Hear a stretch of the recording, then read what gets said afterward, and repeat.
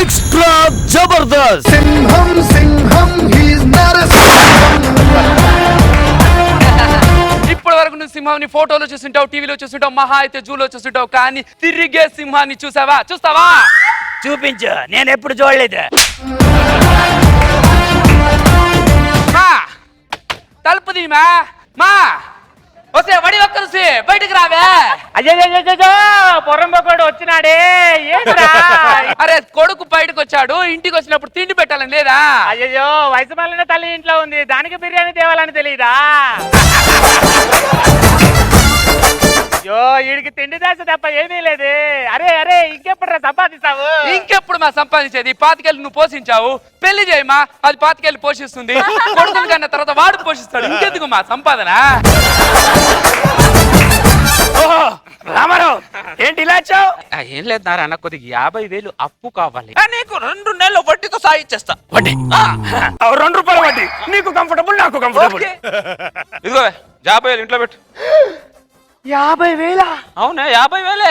వాడి మొగుళ్ళలాగా వీడి మొగుళ్ళలాగా నెలకు 10,000 20,000 సంపాదించే రకం కాదు నేను. రామారావు అమ్మో అప్పులోడు వచ్చాడంటే. అప్ప మీరెప్పుడు చేశారండి? ఊటికెళ్ళింది వాడి డబ్బులే. వాడి డబ్బులా? లేకపోతే గాలి ఎగురుకుంటా వస్తా 50,000. అప్పు తీర్చలేనోడివి అంతెందుకు అప్పు చేయాలో?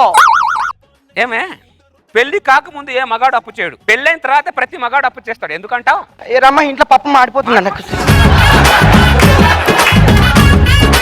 50,000 కోసం ఊరు వదిలేసి వెళ్ళిపోతున్నా, పందిరి పీక్కొని వెళ్ళిపోతున్నారా? ఏం మాట్లాడుతున్నావు? నమ్మకం ఉండాలన్నారా? తర్వాత ఇస్తాను పో డబ్బులు. తర్వాత డబ్బులు చాలా అవసరం, అవసరానికి ఇవ్వలే. ఎవరా నువ్వు? నేను ఈ కాలనీలో ఎప్పుడు చూడలేదే నేను. చెప్తాను కొడతావా? నువ్వేం కొట్టావా? చాలు ఇంకా కోర్టులోనే కలుద్దాం. చాలు.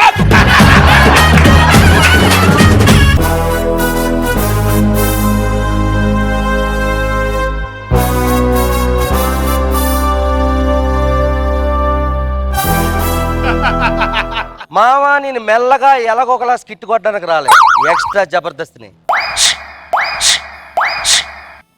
వచ్చా. ఏం వాళ్ళు పోసుకోలేరా? సార్ మీరు రీసెంట్ గా అబ్జర్వ్ చేశారో లేదు, జబర్దస్త్ ఎక్స్ట్రా జబర్దస్త్ పోల్చుకుంటే, మీరు రీసెంట్ గా అబ్జర్వ్ చేశారో లేదు, జబర్దస్త్ ఎక్స్ట్రా జబర్దస్త్ పోల్చుకుంటే ఎక్స్ట్రా జబర్దస్త్. డాక్టర్ దగ్గరికి వెళ్ళాను, హార్ట్ కండిషన్ బాగోలేదట, కిడ్నీ కూడా పొజిషన్ బాగోలేదు అన్నాడు. ఆస్తి మొత్తం నా పేరు మీద రాసిమని చెప్పారు. ఇప్పుడు నాకు పెళ్లి అయితే నీకు మొత్తం ఆస్తి నాకు రాసిస్తా కదా? ఎప్పుడన్నా మాట తప్పినాను రా. సరే ఒక్క నిమిషం. హలో మ్యారేజ్ బ్రో అండి, నిన్న ఫోన్ చేశారు కదా, సంబంధం ఏదో ఉందన్నారు కదా. సరే 1 గంటలో వస్తున్నానండి. రే గంట అంటే మరి శంకర్ స్కిట్ అయిపోతారు రాజా. పుల్లబ్బాయ్ అది చెప్పండి, నీ ఒళ్ళో కూర్చోనా? వద్దండి బాబు, ఏ అతుక్కపోతాను భయ్యమా? చచ్చిపోతున్నా నమ్మకం అండి. పిలిపి పోన్లే, నువ్వే నా ఒళ్ళో పడుకో. ఎవరన్నా చూసేస్తే భార్య అని చెప్పు. మీరు చాలా భారీగా ఉన్నారంటే నమ్ముతారు, కానీ భార్య అంటే ఎవరు నమ్ముతారండి?